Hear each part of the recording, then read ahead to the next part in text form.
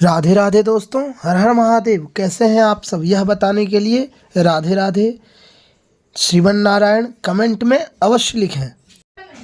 आज हम सभी जानेंगे षटतिला एकादशी के बारे में। माघ मास कृष्ण पक्ष षटतिला एकादशी। षट माने 6 और तिल यानी इस दिन तिल का उपयोग 6 अलग अलग तरीके से किया जाता है। इसे माघ कृष्ण एकादशी और तिलदा एकादशी भी कहा जाता है। इस दिन तिल का प्रयोग करना शुभ होता है। तिल दान करना चाहिए और अपने पूर्वजों पितरों को भी तिल और जल दिया जाता है। षटतिला एकादशी के प्रभाव से जन्म जन्मांतर के सभी सारे पाप नष्ट हो जाते हैं। मान्यता है कि आज जो भी व्यक्ति जितना तिल दान करता है उसे उतने 1000 वर्ष तक स्वर्ग में निवास मिलता है।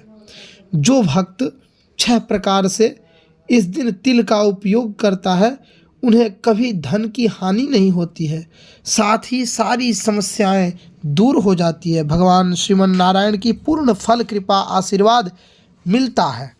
माघ मास कृष्ण पक्ष 2024 इस बार 6 फरवरी 2024 मंगलवार को षटतिला एकादशी है।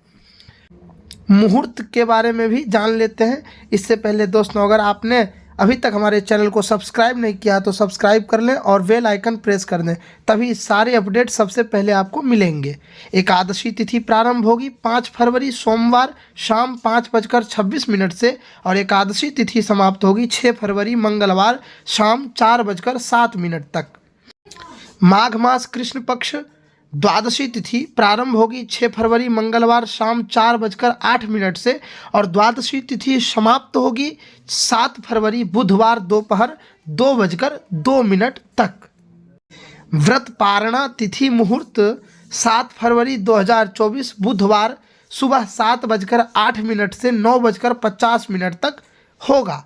हरिवासर समाप्त होगा 6 फरवरी मंगलवार रात 10 बजे तक। हरिवासर से पहले व्रत का पारणा नहीं करना चाहिए, इसलिए हरिवासर समाप्त होने के बाद ही व्रत का पारणा करना उत्तम होता है। षटतिला एकादशी की कथा भगवान नारायण ने नारद मुनि को सुनाई थी। नारायण जी ने कहा, हे देवर्षि, किसी कालखंड में मृत्युलोक में एक ब्राह्मणी थी। वह हमेशा व्रत उपवास रखती थी। एक बार उन्होंने 1 माह तक उपवास किया, जिससे उनके शरीर कमज़ोर हो गए और फिर देवताओं और ब्राह्मणों को कुछ दान नहीं किया उन्होंने। मैंने ध्यान लगाकर देखा कि इन्होंने उपवास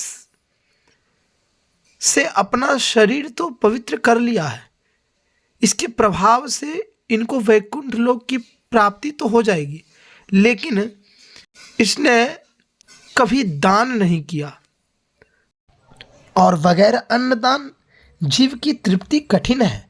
तब मैंने एक भिक्षुक का रूप धरकर उस ब्राह्मणी के पास गया। उन्होंने मुझे एक मिट्टी का पिंड भिक्षा में दिया, वह लेकर मैं लौट आया।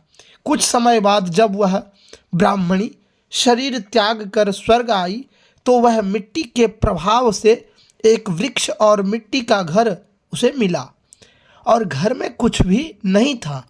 उसने मुझसे कहा, प्रभु, मैंने पूजन व्रत किया था, फिर मेरा घर खाली क्यों है?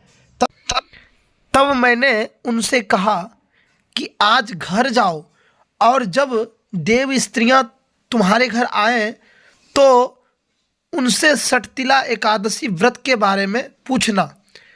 उस ब्राह्मणी ने इसी प्रकार षटतिला एकादशी व्रत को जानकर उसी प्रकार एकादशी व्रत किया और अन्न दान किया, जिसके प्रभाव से उनका घर धन वैभव से भर गया।